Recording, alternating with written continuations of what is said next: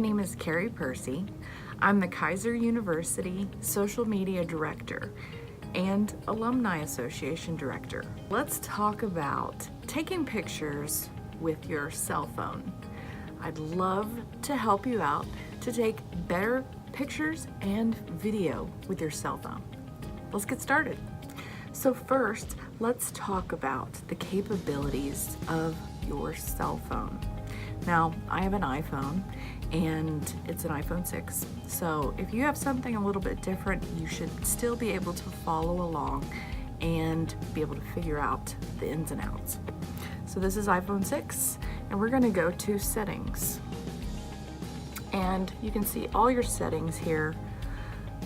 It gives you notifications, general information, and you're gonna scroll down until you see the camera and click on camera, and you can see all the settings for your camera.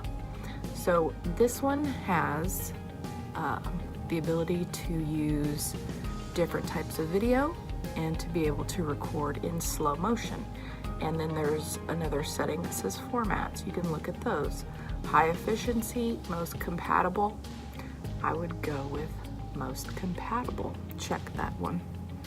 And then go back and look at your video recording. Click on that and notice which one is the highest. So this one records in 4K at 24 frames per second, 4K at 30, and 4K at 60.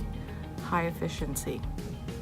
So my suggestion to you is to switch whatever setting it's on to 4K at 24 frames per second. That's going to be 4,000 pixels wide, which is very large, but 24 frames per second, not 30 frames per second. So I'm going to choose that one and go back to camera. Let's look at the grid. You can turn grid on and off to be able to get a grid across your screen, and that's helping you with the rule of thirds. Let's go to our camera real quick, and you can see, whoa, you can see what that grid looks like. You can center something in the middle, of course, but you can use those to create more of an artistic view. So take a look at trying to use the grid. So you can take multiple pictures, and multiple video options with your camera phone. So you can choose the photo, of course. You can choose video, slow-mo, time-lapse. I would avoid using square because it limits the size, because we want to be able to use as much information as we can. So use photo. Now, when you're using video, you want to turn horizontally.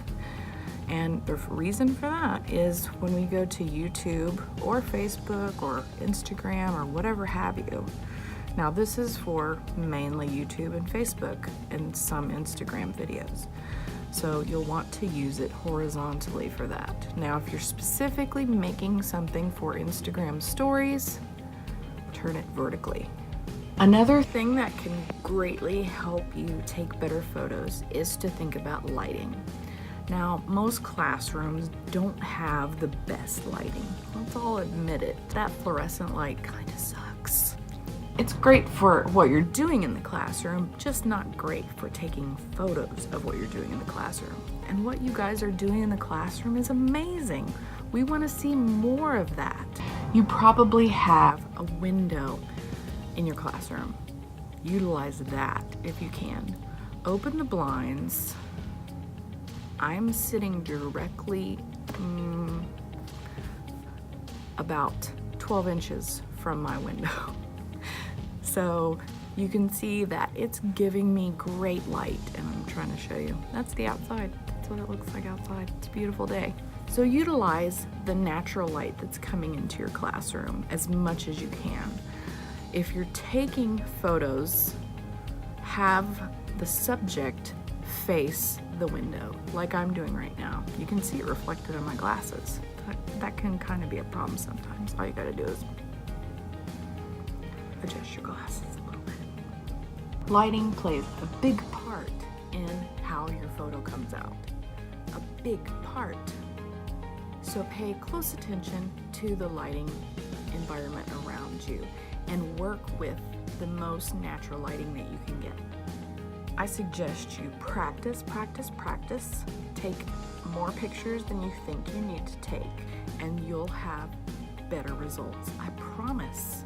You can email us at socialmedia@kaiseruniversity.edu. Thanks, and take better photos.